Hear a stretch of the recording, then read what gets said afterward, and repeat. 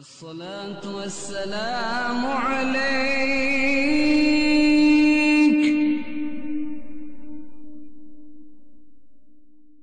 يا إمام المجاهدين.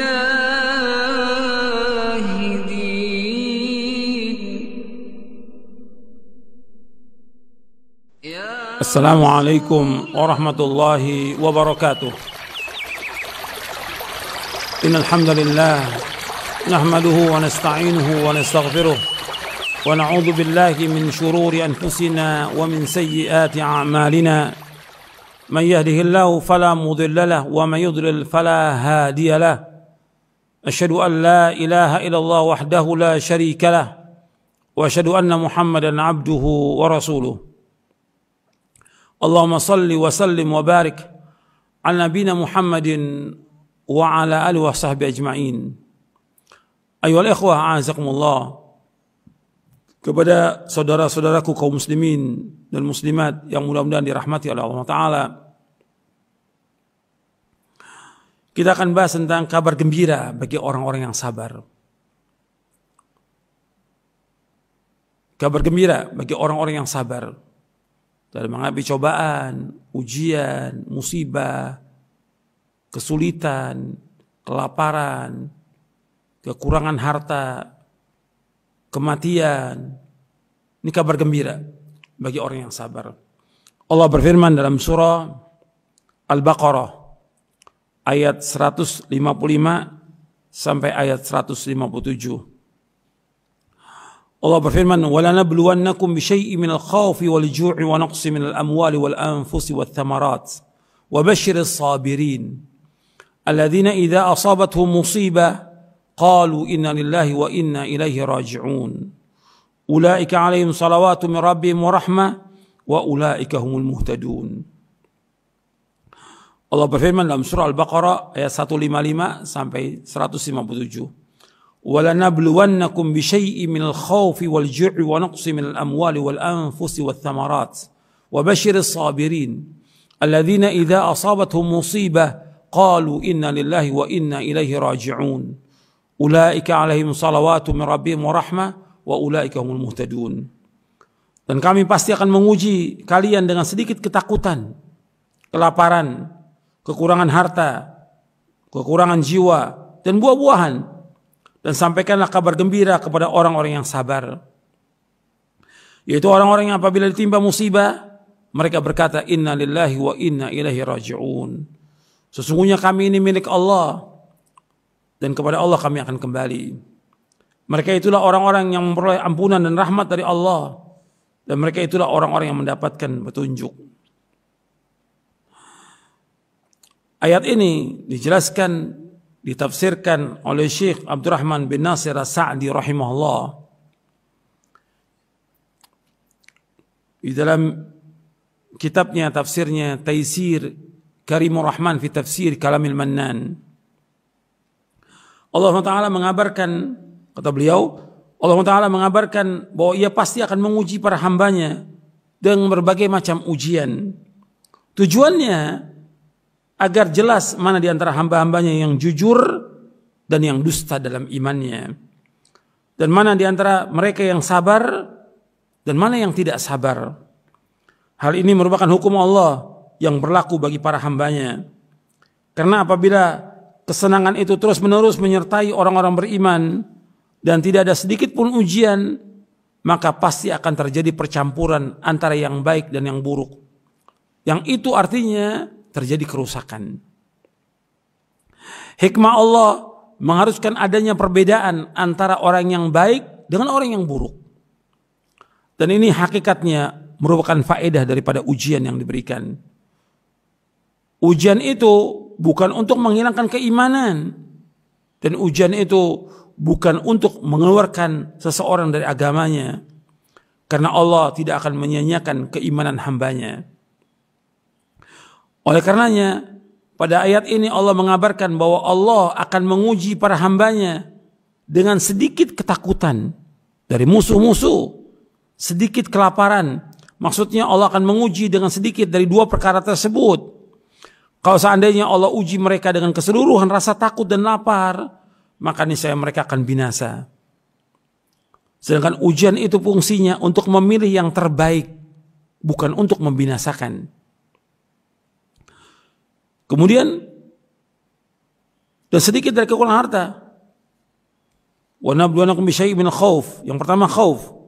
Kemudian wal ju'. Wa naqsi minal amwal, dan sedikit kekurangan dari harta. Ini mencakup kekurangan yang menimpa harta seorang, entah itu karena bencana dari langit, tenggelam, kehilangan, diambilnya harta oleh penguasa yang zalim, perampok dan yang lainnya. Wal anfus, dan kekurangan jiwa, maksudnya kematian orang-orang yang tercinta, seperti kematian anak, kematian orang tua, kematian kerabat, kematian teman dekat, dan juga macam-macam penyakit yang menimpa seseorang atau menimpa orang yang dia cintai. Wathamarat, dan kekurangan buah-buahan, maksudnya biji-bijian, buah kurma, pepohonan, juga sayur-mayur, baik itu karena terkena dingin yang sangat, terkena embun, kebakaran, atau bencana seperti wabah belalang dan semisalnya. Semua ini, ujian ini pasti terjadi karena Allah yang Maha mengetahui dan Allah Maha teliti sendiri yang mengabarkannya. Maka pasti hal itu akan terjadi sebagaimana yang Allah kabarkan. Yang mengabarkan bahwa Allah akan memberikan ujian Allah sendiri, dan ini pasti terjadi. Ketika musibah itu terjadi, maka manusia terbagi menjadi dua. Ini masih perkataannya Syekh Abdurrahman bin Nasir As-Sa'di rahimahullah. Masih perkataan beliau. Kata beliau rahimahullah, ketika musibah itu terjadi, maka manusia terbagi menjadi dua. Yang pertama, orang yang berkeluh kesah, tidak sabar dia. Yang kedua, orang yang sabar. Orang yang berkeluh kesah, yang tidak sabar, ia akan mendapatkan dua musibah. Orang yang berkeluh kesah dengan cobaan, ujian, musibah, seperti sekarang ini, ada wabah corona ini, banyak orang yang mengeluh. Apalagi ketika dianjurkan oleh pemerintah untuk di rumah saja, ini banyak yang mengeluh, berkeluh kesah. Orang yang berkeluh kesah, tidak sabar, mendapatkan dua musibah. Yang pertama, ia kehilangan apa yang ia cintai, yaitu adanya musibah itu sendiri. Yang kedua, kehilangan yang lebih besar dari perkara pertama, yaitu kehilangan pahala melaksanakan perintah Allah, yaitu kesabaran. Orang ini mendapatkan kerugian, tercegah dari kebaikan, dan berkurang keimanannya. Selain itu, ia terluput dari sabar, terluput dari sifat ridho dan syukur, sehingga ia mendapatkan kemurkaan dari Allah yang merupakan bukti atas kekurangan kesabarannya dia. Kemudian kata Syekh Sa'di lagi, adapun orang yang diberikan taufik untuk bersabar ketika terjadinya musibah tersebut, ia menahan dirinya untuk tidak murka, baik dengan perkataan maupun perbuatan. Ia juga mengharapkan pahala dari sisi Allah, dan ia juga mengetahui bahwa ganjaran kesabaran yang ia dapatkan lebih besar dari musibah itu sendiri. Bahkan musibah baginya merupakan nikmat. Karena dengan musibah tersebut ia mendapatkan apa yang lebih baik dan lebih manfaat. Orang yang seperti ini pada hakikatnya telah melaksanakan perintah Allah dan sukses mendapatkan ganjaran, itu pahala dari Allah. Karena Allah berfirman, wa basyiris sabirin, berikanlah kabar gembira kepada orang-orang yang sabar. Maksudnya, sampaikan kabar gembira kepada mereka bahwa mereka akan mendapatkan pahala tanpa batas. Orang-orang yang sabar, mereka akan mendapatkan kabar gembira yang sangat besar dan pemberian yang sangat banyak. Kemudian Allah Subhanahu wa taala mensifatkan orang yang sabar dengan firman-Nya, alladzina idza asabathum musibah qalu inna lillahi wa inna ilaihi raji'un. Ulaika lahum shalawatu min rabbihim wa rahmah wa ulaika humul muhtadun. Itu mereka orang yang sabar itu, yaitu apabila ditimpa musibah, mereka mengatakan sungguhnya kami milik Allah dan kami akan kembali kepada Allah. Mereka akan mendapatkan salawat dari Rabb mereka dan rahmat, dan mereka orang-orang yang mendapatkan petunjuk. Di sini Allah menyebutkan bahwa mereka ketika dapat musibah mengucapkan innalillah wa inna ilaihi rajiun, bahwa kami milik Allah dan berjalan di bawah perintah Allah dan pengaturannya. Kami tidak memiliki kuasa apapun juga atas diri kami dan harta kami. Jika Allah menguji kami dengan sesuatu dari hal tersebut dalam ayat sebelumnya, maka pada hakikatnya Allah sedang berbuat dan mengatur miliknya dan tidak boleh ditentang. Bahkan di antara kesempurnaan penghambaan seorang hamba, yaitu pengetahuannya bahwa ujian yang terjadi datangnya dari Allah, Sang Raja yang maha bijaksana, yang Allah lebih sayang terhadap hamba-hambanya daripada hamba tersebut terhadap dirinya. Ketika pengetahuan tersebut sudah terpatri pada dirinya, maka hal itu akan mendatangkan rasa ridho terhadap Allah dan rasa syukur terhadap pengaturan Allah yang itu baik buat hamba tersebut meskipun ia tidak menyadarinya. Meskipun kita milik Allah, maka kita tetap akan kembali kepada Allah pada hari kiamat. Allah akan memberi balasan pada setiap amal yang dikerjakan. Apabila kita sabar dan mengharapkan pahala, maka kita akan mendapatkan pahala di sisi Allah SWT.